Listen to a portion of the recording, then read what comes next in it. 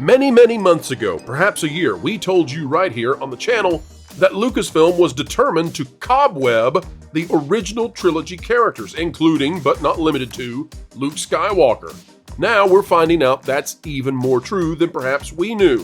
Boba Fett from the book of Boba Fett. Now, well, his fate is sealed, and he is not in carbonite, he's in cobwebs, according to Lucasfilm.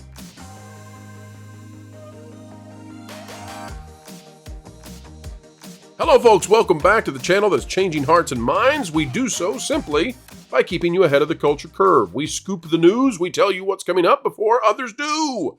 Find out what the journalists will be telling you in a month or two by coming to this channel. And folks, you can help us channel our great power by simply clicking the like button. Let's dive in today talking about Boba Fett. And it turns out that the actor who plays Boba Fett says, do not expect to see him return again, at least not anytime soon. Panel, what do we got? This out of Bounding Into Comics. It's by Spencer Bakuli. You've seen him, you love him. He's been on the show before. He's the in Book the of chat. Boba Fett. He's in the chat. Oh, hello out there, Spencer. Nice to see you out there. The Book of Boba Fett star, Tamira Morrison, confirms Bounty Hunter is on the shelf for a little bit. Following failure of Disney Plus series, will not appear in The Mandalorian and Grogu. It turns out, folks, that yesterday it was not only the Acolyte that got the axe. It seems near impossible to screw up a popular character's public image so badly that they outright have to abandon them for fear that their mere presence will turn off audiences. But alas, Disney has found a way to do so with the titular lead of Star Wars Book of Boba Fett, as the show's failure has reportedly left the Bounty Hunter on the shelf for the foreseeable future. Sounds cobwebbed to me. Longtime listeners of the channel will know what we're talking about there. This update to the fate of the fan-favorite Mandalorian armor-wearing gun for hire was provided by the character's current actor, Mr. Morrison himself, during a recent appearance at the 2024 Fan Expo in Chicago, where he kept his fair distance away from one vitriolic Mark Hamill, of course. All right, let's see if we can get that ad over there. Paused speaking to the fans as part of the convention's From Clone Troopers to Bounty Hunters panel when pressed about the topic of a possible appearance of Boba Fett in the upcoming The Mandalorian cinematic film. The actor sadly admitted, per a recap provided by Screen Rant, I'm still waiting for a phone call, to be quite honest. I think we're just put on the shelf for a little bit, he added. Maybe we come off the shelf later. Now, when you combine that with the Acolyte announcement yesterday, you get a dismal sort of look for the future of Star Wars. And Lauren Connor on the show last night had something that he said that I think is worth delving into, and that is, Paul, we'll start with you. Do you believe that perhaps Disney is looking to clear the deck a little bit when it comes to Star Wars? We've got nothing on Boba Fett. We've got nothing on the Acolyte. And Skeleton Crew doesn't look to be like it's going to be doing very much. So have we finally reached that Marvel point where they say we've got to save this goose that we've largely killed? It would seem to me that is the evidence on the table. We've all talked about the fact that Marvel seems to have found some spirit in trying to deal with the problem as we see it.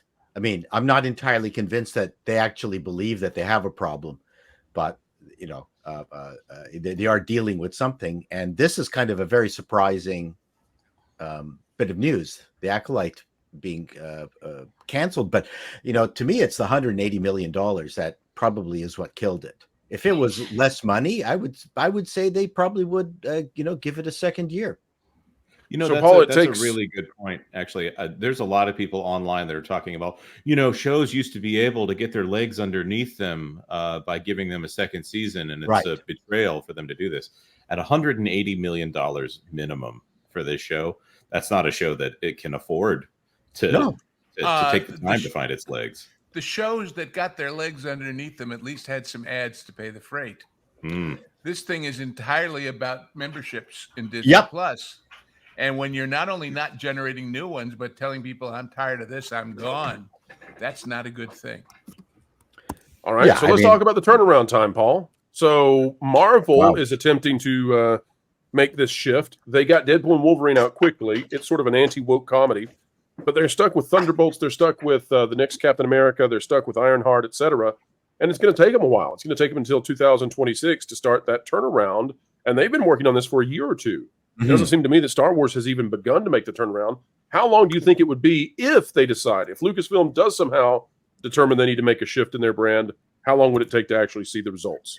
So from my perspective, Star Wars has got way more problems turning the ship around than Marvel does. Marvel can at any point decide that they're going to go the way the old comics did, which was do whatever they could whenever they could do it. Don't be religious about Black Panther. Hire a new actor to play him. Get a new Iron Man, a cheaper Iron Man. Everyone is so precious about this stuff.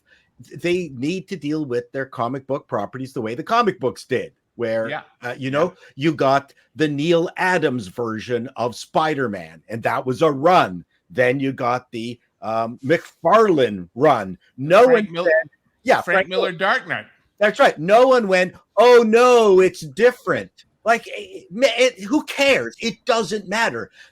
Marvel in the hands of Disney has gotten so precious about these properties and who's in the costumes, but they still can do that if they decide that they're going to apply the rules of good old comicdom and just make new movies based on their best superheroes that will pull them out of their skid like in no time, like bang, done. Star Wars doesn't have that doesn't have that advantage in that its universe is kind of linear. You could create a horizontal galaxy where stuff is happening that isn't in any of the books at all, which is probably what the thing I would recommend is because even while the main three movies that we know of, 4, 5, and 6 were happening, stuff was happening someplace else at the same time. It's the thing that I learned from my dad, who was in World War II. There's no books about the Russian front that he battled on. None. Why wasn't it? Why was his battle less important than the main stuff that was happening during D-Day? No. Rome fell the day after D-Day, for God's sake, and nobody even knew. And no one cared. So that was a very interesting point from learning from my dad, is that there's a million stories happening at any one time on this planet, and somehow Star Wars has forgotten about that. So you got the horizontal opportunity, but forgetting about that, they've been mining the in-betweeners between the stuff that they set up, and they've kind of killed it. They have spent and the biggest problem is that the Disney trilogy kind of ended the story. Rather, like, that was the biggest mistake. Where do you go after the Rey movie, Paul? Of course. Where else could you go? The Rey movie. You mean like having a guy snap his fingers and kill off half your favorite characters? There you go. Movie? So that was the problem that they created for themselves, is that if it was properly written and continued the story as it logically would have, then they would have a whole world to explore into the future. They need to get rid of not get rid of the past. They got to stop mining the past, and they have to build a future.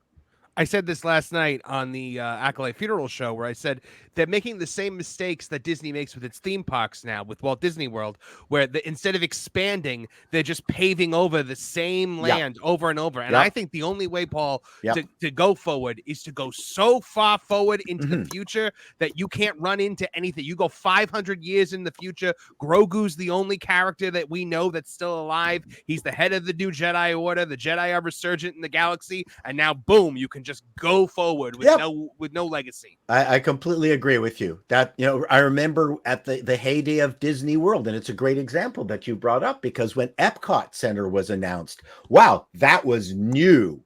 We were excited about this new Epcot. Now, what new thing have they built that we're excited about? Well, they've broken all the things that did work, so that's something. That's a special. And the new things don't work anyway. So, yeah, but Fletch, let me toss it. Right, Paul. All I was going to say, the last time I remember anybody in the comics getting upset about any of that stuff was when they put the yellow background on the bat on Batman's chest, concurrent with Adam West. And people said, "Oh, you're ruining the darkness of it." And after that, it was never mind. And a good example also about not caring so preciously about the people, until the Daniel Craig Bond movies, which started over again, they didn't say anything about it. How come Sean Connery is now Roger Moore, is now Tim Dalton, is now... I mean, it just was, it's Bond. Who cares? And nobody complained. Well, people said, I prefer this one to this one. But no biggie. Oh, same with Batman back in the day when you went from Michael Keaton to Val Kilmer to George Clooney to Christian Bale. we can recast Batman over and over and over again, but why can't we make Sebastian Stan Luke Skywalker, for example? He looks just like a young Mark Hamill, which for Sebastian Stan means enjoy your looks while you have them, because apparently eventually you got to turn into a bearded little goblin. But they can't. It's a hard way to go. T'Challa, and they made $1 billion for them. Yeah, let me toss this to you real quick. Yeah, the most popular black superhero of its time, they decide to kill him because, I mean, holy reverence, right there. Holy reverence. There you go. When you look at the end of the Black Panther movie, and that kid walks up to him and looks at him and goes, "Who are you?" Like that right there was the argument for me to recast that character. Because and then he gave him that bottle of Coke. And anyway, wow! Thanks, Mean Joe. Thanks. Exactly. Thanks, I'm glad that we're all clarifying for the part of the audience who has no idea what old commercials are. It's an awesome commercial. Yes, that's modern. That's relevant. It is. Fletch, let me get your thoughts on this. I just think of the young people in the audience who have no idea. No idea. We're looking at relevance here. The reason that I am so impressed with whatever is going on and why people who are in charge of the future of Star Wars should be worried is because if you take a look at the Book of Boba Fett, and this is from Mac at Now It's Known. We hope Mac is out there in the audience. We've been using this. It's a tremendous collection of data here. But Mac has the Book of Boba Fett, its finale in February of 2022, picked up 885 million minutes watched. Now, we know that The Acolyte landed somewhere around 351 million minutes watched. If the Book of Boba Fett at 885 million minutes watched, which was, by the way, better than Obi-Wan, it was significantly better than Ahsoka. If Boba Fett performed poorly enough that Disney has cobwebbed that character, then one would consider perhaps that maybe all the rest of the stuff they're working on, which is less than Boba Fett, surely must be shelved as well. Fletch, do you think that the Book of Boba Fett is a benchmark for Disney now, and anything under it is in danger of not going forward? Well, they have announced that Ahsoka 2 is already basically almost half done, and they're going to start filming it in April of next year, is what we've heard. That via Echo-based network. Yeah, from what I heard, they had things already kind of set up, meaning they shot some stuff already from the other season, and they already have the Mando and Grogu, that trailer that dropped. Had it on my channel for a little bit, didn't get copyright struck for some reason, but it's not, nobody's really interested in it. But the end of it, they have some, call to member berries, some nice new stuff. If they decide to put in recasted Han, Leia, and Luke in that, they could really jumpstart the franchise super easy. Well, now, wait a minute, Fletch, you've come on to something that I wasn't aware of, and this may be a major point of explanation that we've been needing. If you're saying, and if you're correct, that the second season of Ahsoka was already sort of bundled into the first season, and they did some of the shots, some of the filming for it ahead of time with the first season when they were doing that, then that would explain why they would go forward with it. If they've already got half the thing in the can, then they wouldn't want to waste that. I don't know if that's true or not, but that would be a heck of an explanation. If they had the story and they knew there were certain sets they wanted to use again, it's cheaper to go ahead and shoot those scenes now than it is to fold and hold it, put it all back up, everything like that. So that might be the case. It's a question of how far they were on the story. Right, and they're shooting everything through that new program where basically it's just against the volume. And a lot of the sets are done already. I think Boba Fett did less on the volume than definitely Ahsoka. Ahsoka did, 70% of it is against the volume. So it had to, you can get shots. You basically press a button and the volume changes. It's just a computer program. So it's easy for them to get stuff already in the can. And don't forget, they played with that Ahsoka shot a lot, meaning there's probably a bunch of different hybrid scripts that we don't hear about. But the fact that they're already so well into Grogu and Mando and trying to get, everybody's talking about this Avengers style for Star Wars. And if they go ahead and do like, a Star Wars Assemble and get ready to bring in Ahsoka and the Mando said it. He said it. He finally said it. He said it's Star Wars Assemble. And here comes Leia, and here comes Luke, and here comes Hans and Chewie. Chewie finally gets a hug. What? Yeah. So it's the most awful buildup we've had to go through to get to that point. Fletch, you know what else? They destroyed that ability to do that, to do a Star Wars Justice League moment or Avengers moment, because they got rid of the Wonder Woman that was part of their universe. So Gina was a key component to all of this. They didn't realize what a component she was. But Lou, I've got a question for you, because there's something I've been wondering for weeks now, and I just haven't had the chance publicly to pick your brain on this. One of the things that we've watched in the past has been that prior to streaming, studios and networks were quick on the draw when it came to canceling any kind of show that they felt like was not going to give them a strong return on investment. In the modern streaming era, up until now with the Acolyte, it seems like you can put out, just a pile of excrement like Velma, and it'll still get a second season. And we can go through a list of shows that no one knows why they keep getting approved for more seasons. What's changed here, Lou? Well, but see, things have changed back and forth.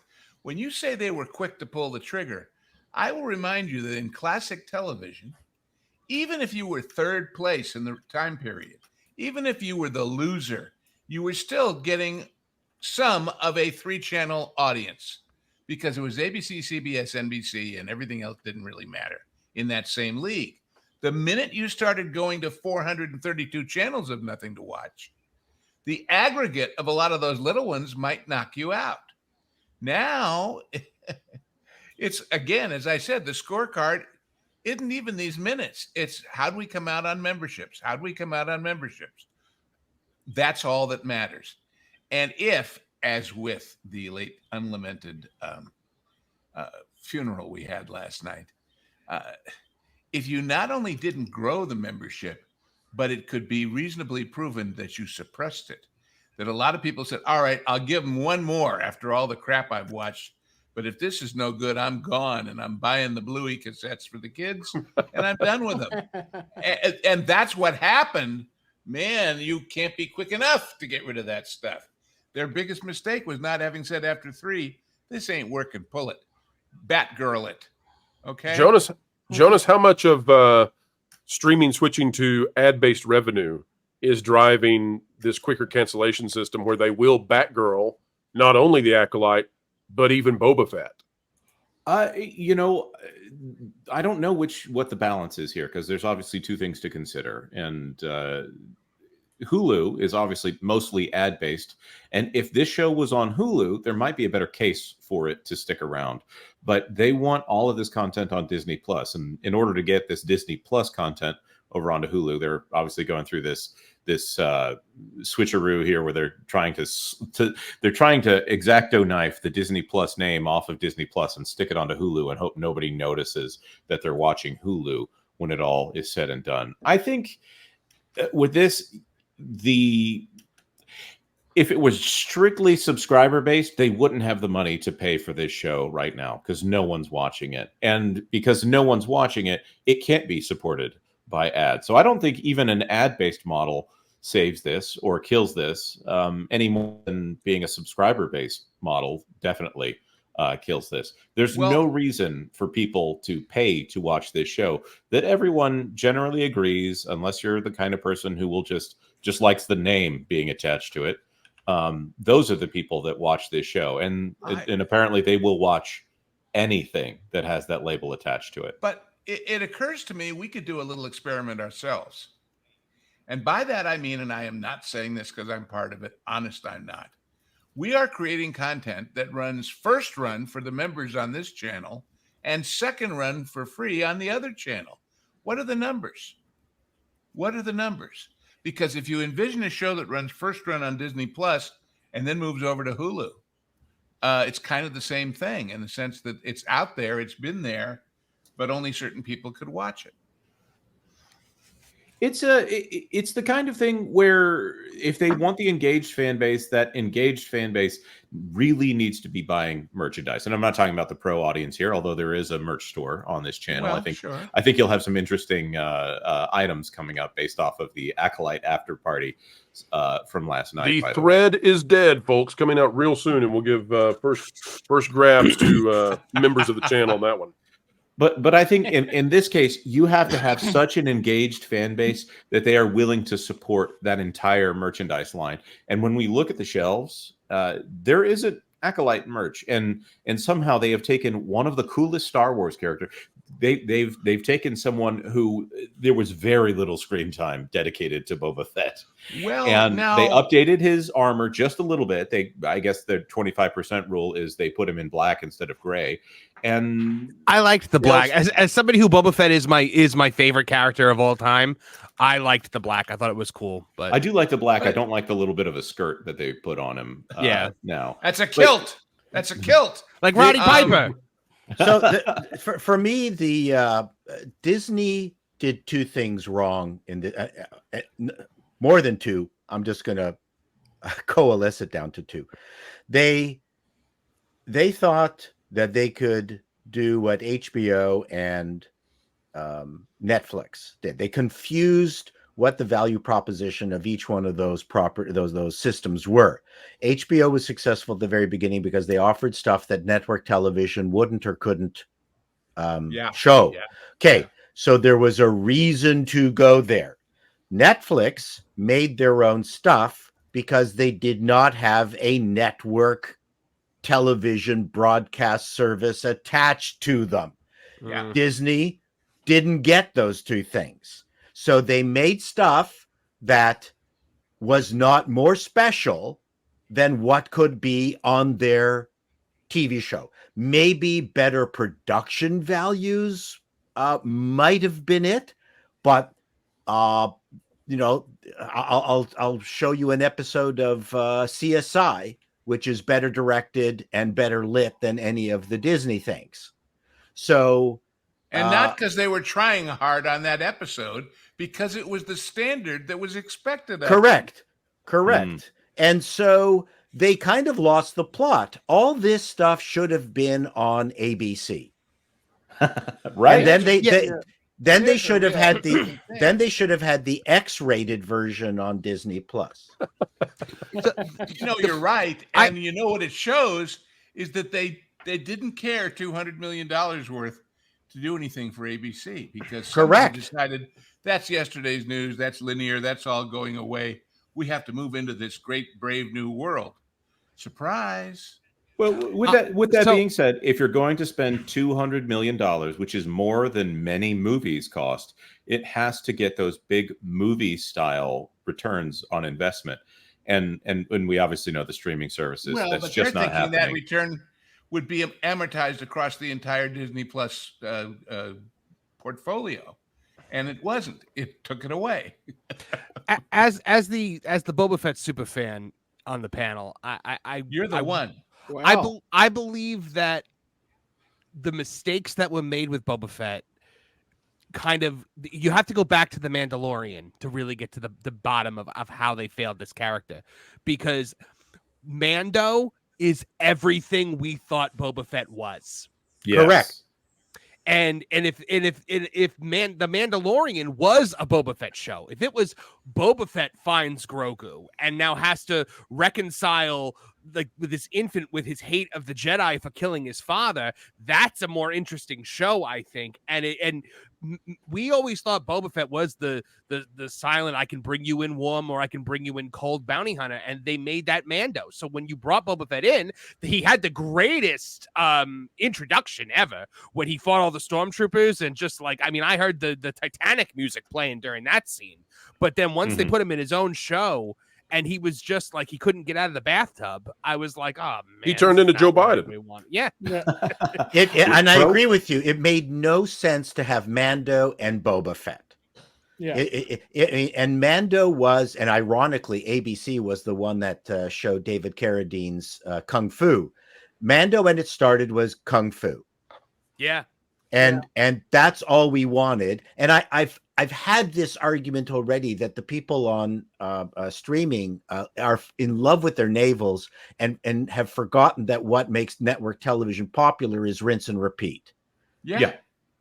And it's apparently that's a dirty word.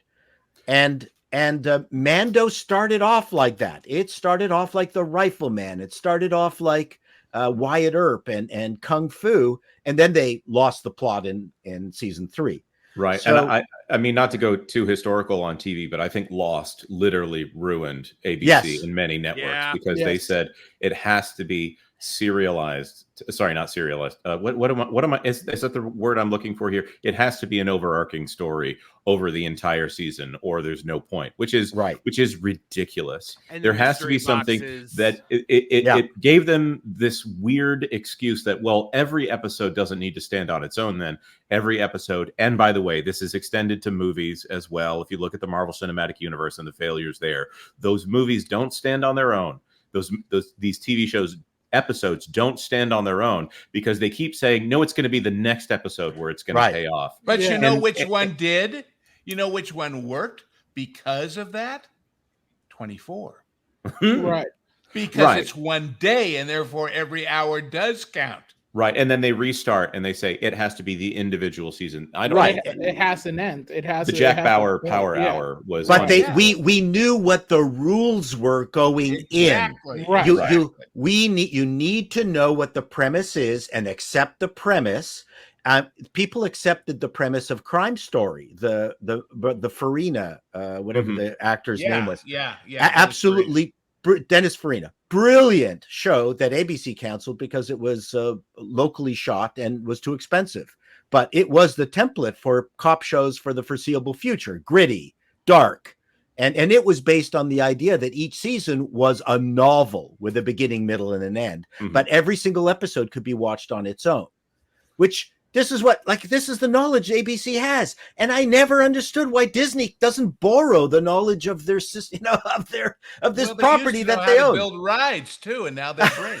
You guys have made me realize that that streaming needs the desperation of trying to reach syndication, and without it, they're just doing what they do. Correct, because it'll last forever. Yes. Yeah.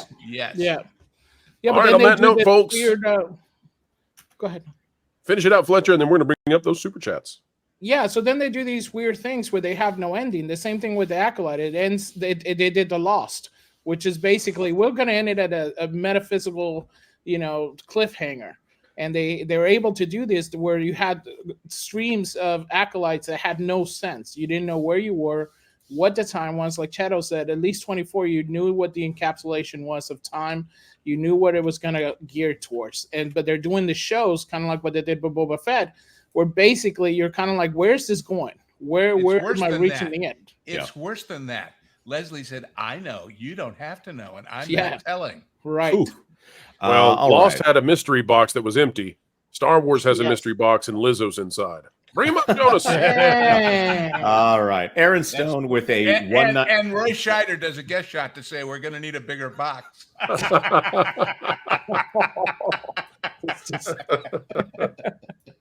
Folks, we've come to the end and we must say goodbye, but not for long. No, that would be too sad for us. We shall see you again. And guess what? If you would like to know when to stop on by to see our videos, remember that we release at 10:30 in the morning Eastern Time, then 3:30 in the afternoon, and 8:30 at night. 3 times is nice, and we'd like to see you here thrice, if you could be so kind. Folks, if we earned you clicking that like button, consider doing so. Also, share, subscribe, click it, stick it to the algorithms. It is the notification bell, and do indeed drop a comment down below, for a mind is a terrible thing to waste, so waste not yours. Join the community dialogue down below. Folks, if you'd like even more exclusive content from the Pro Channel, consider clicking the Join button. For the price of a soda per month, you'll gain access to all kinds of member-exclusive videos, including the Genre Guys. Folks, wherever you are and whatever you're doing, keep learning, keep growing, and keep having fun.